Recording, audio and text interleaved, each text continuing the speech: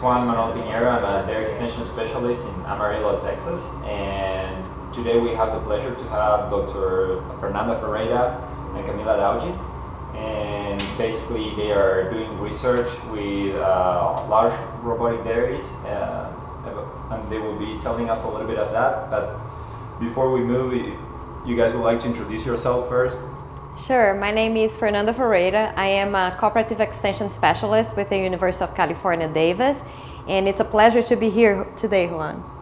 My name is Camila Lage, and I work with Dr. Ferreira as a postdoc, and I'm the leading this project in which we are studying the perspectives of large dairy producers on the AMS installation they are doing. Okay, so you guys are doing research with milking robots, but another term we listen regularly is AMS. So what does the acronym stand for? So AMS stands for Automatic Milking Systems, and a lot of people say AMS, some people say robots, and you're also going to hear VMS, which is Voluntary Milking Systems. That's actually one of the companies use VMS to name their units. So those are the common ways that people refer to robots. Okay. So let me give a little bit of background. 2 years ago, the California Dairy Research Foundation, the board, contacted us, and they were very interested in understanding a little bit more about the perspective of large dairy farmers across the US when they're installing, the process of installing and transitioning to robots.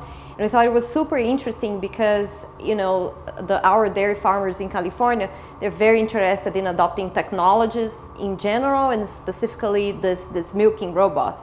And that's when we started contacting dairy farmers, and today we're here with Adam, learning more about their process. And that's the idea of the project, is to get their perspective, document that perspective, and establish or develop an extension program that will help them to get to this information more easily. So basically, we started this research in April 2020. Some of our trip, of course, was delayed because of COVID, unfortunately. But we are having a very good answer from the dairy farmers.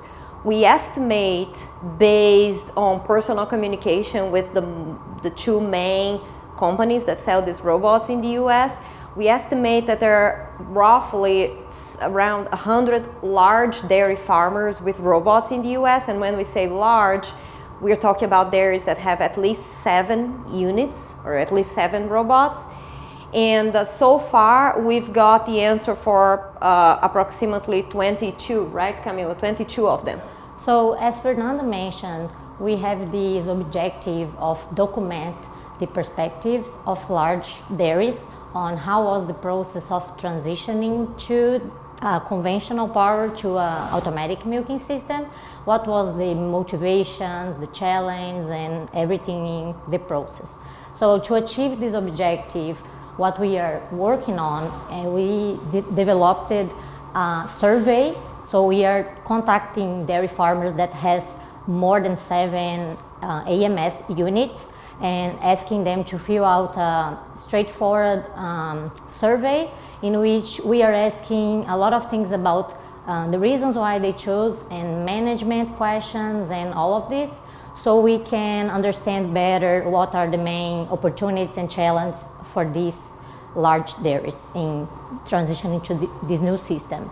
On another role, we are also working on a systematic review. So we are going through the literature and understanding what are the main topics covered on this AMS for more like large dairies, and what are the opportunities of research which would benefit this new management, which is a bit different when you compare with medium and small dairies. So we are preparing an abstract to the ADSA, and we have like a pool of 16 farms that had answered the survey by that time.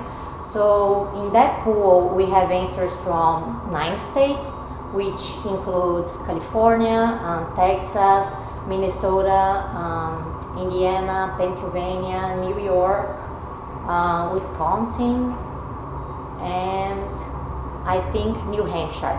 We have like one large dairy in the New England area. So inside this pool of farmers, we had like an average of 12 AMS installed and an average of 720 cows among these farms. And what we were mainly analyzing while preparing this abstract were more like the perceptions they had on why they transitioned to AMS and how they were feeling about it so far. So most of the producers, they decided to transition to AMS for the reasons which is like labor. So they are considering in the future a short of labor and increasing the price, and they think this technology will help to keep people because the employees like to work in this with this technology, and also because they are really interested in improve the cows' welfare in general. And with this, they can have like cows that can achieve a better potential of their milk production, and they can be healthy, and they can improve their management, overall management, including reproduction. So also, most of them are really happy with the transition. So they would recommend transitioning to AMS to other producers overall. And one thing that most of the people are talking about is how what they would do if they were starting over. So most of them would recommend you to train previous people to work with the robots before transitioning, because this part when they are actually transitioning is really complicated, as Adam mentioned. And most of them plan on having 100% of their cows on AMS. So most of large dairies, they are transitioning kind of partially and to test it, to see if they like it, but most of them said that they would definitely go 100% AMS, which was an interesting thing to see. So how many dairy farms with AMS system do you guys estimate that are worldwide, and how many do you estimate more or less that are in the US? So this is an ongoing number, so of course it's increasing, but there is this data from 2017 that Jim Salfer and the extension of Minnesota, he said there was 35,000 units, AMS units worldwide already up and running. Yes, and probably at that time 10% of them were here in the US, right? Yeah, so we estimate that out of these 3,500 units that are in the US, based on the personal communication that we estimate there are about 100 dairies or so with at least 7 units. So we believe that around 1,000 units, or roughly a little bit less than a third of all the robots in the US are in what we call large dairies, which are in our classifications dairies that have at least 7 units. So this means at least 420 cows being milked under the robots. But this number is increasing. These numbers are 2 years ago, but you can see here in Texas or even California how many new projects are coming up every day. So I think this exponential growth in the number of dairies adopting this technology.